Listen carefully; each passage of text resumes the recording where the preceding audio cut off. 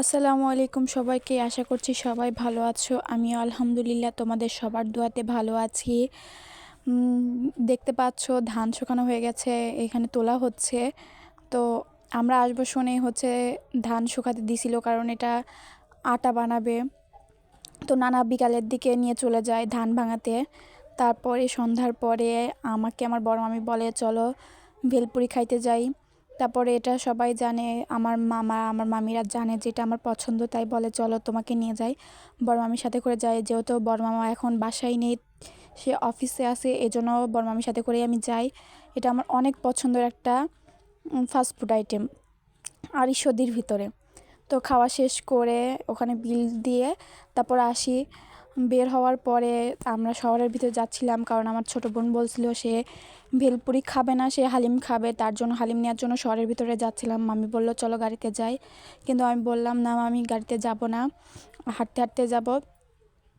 আমি আর আমার বড় মামি অনেক গল্প করতে করতে হাঁটতে হাঁটতে আমরা শহরের ভিতরে চলে যাচ্ছিলাম। যারা যারা আমার ইউটিউব চ্যানেল থেকে দেখছো তারা অবশ্যই ভিডিওতে লাইক করবে, শেয়ার করবে ভিডিওটা, আর আমার ইউটিউব চ্যানেলটা সাবস্ক্রাইব করে পাশে বেল আইকনটি প্রেস করে রাখবে, যেন সবার আগে তোমাদের কাছে ভিডিওটি পৌঁছে যায়। আর যারা যারা আমার ফেসবুক পেজ থেকে দেখছো অবশ্যই ভিডিওটা লাইক করবে, আর ফেসবুক পেজটা অবশ্যই ফলো করে দেবে, এটা তোমাদের কাছে আমার রিকোয়েস্ট। আর ভিডিওটা তোমাদের কাছে কার কাছে কেমন লাগলো অবশ্যই কমেন্টে জানাবে। যদি কারো কাছে মনে হয় যে না এরকম না, আর একটু ভালো করা যায়, এই করো ওই করো, তোমরা অবশ্যই আমাকে তোমাদের তোমাদের পরামর্শ আমাকে দিতে পারো। তোমাদের পরামর্শগুলো আমার ভালো লাগলে অবশ্যই আমি সেটা চেষ্টা করব রাখার।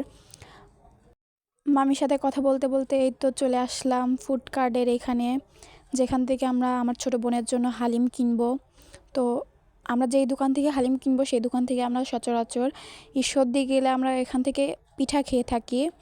তো পিঠার ভিডিওটা অবশ্যই তোমাদের পরে যেদিন যাব সেদিন যদি যাই তোমাদের সাথে শেয়ার করব।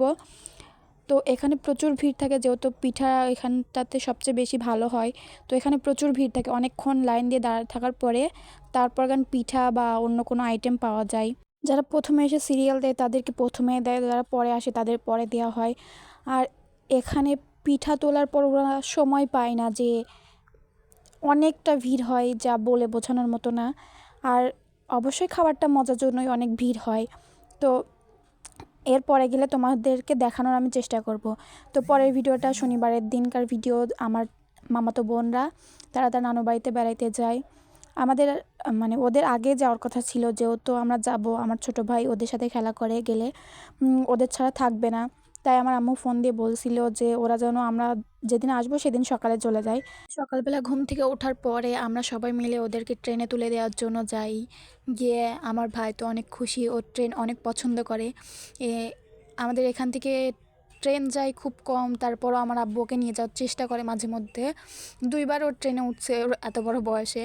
তারপরে ট্রেন দেখেও অনেক খুশি। আমার বড় মামি ওকে এই নতুন ট্রেনের মধ্যে একটু ঘুরে নিয়ে বেড়ায়।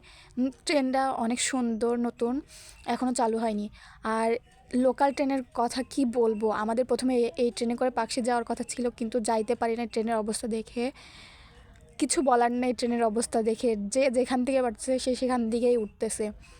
ট্রেনে এত ভিড় না থাকলে আমার ভাইকে নিয়ে আমরা পাকশি পর্যন্ত ঘুরে আসতাম, ওরও ট্রেন বেড়ানো হয়ে যেত। কিন্তু ট্রেনে অনেক ভিড় থাকার কারণে আর আমরা যাইনি, সেই রিস্কটা নিইনি। তো তারপর আমার ভাই সেরকম জেস করেনি, কিন্তু ওর একটু মন খারাপ ছিল, যেহেতু ওদের সাথে বসে বসে খেলা করে, এজন্য ওর একটু মন খারাপ ছিল। যাই হোক, ওকে বলি যে আমরাও যাব, আনতে যাব। মামি বলে হ্যাঁ, এরপরে ওরা থাকুক, ওরা বেড়াক, তারপর আমরা ওদেরকে একসাথে আনতে যাব ট্রেনে করে। ও তারপর মেনে নেয় যে ঠিক আছে। তো সবাই ভালো থাকো, সুস্থ থাকো। আমার ভিডিওটা কেমন লাগলো অবশ্যই কমেন্ট করে জানাবে। সবাইকে আল্লাহ হাফেজ।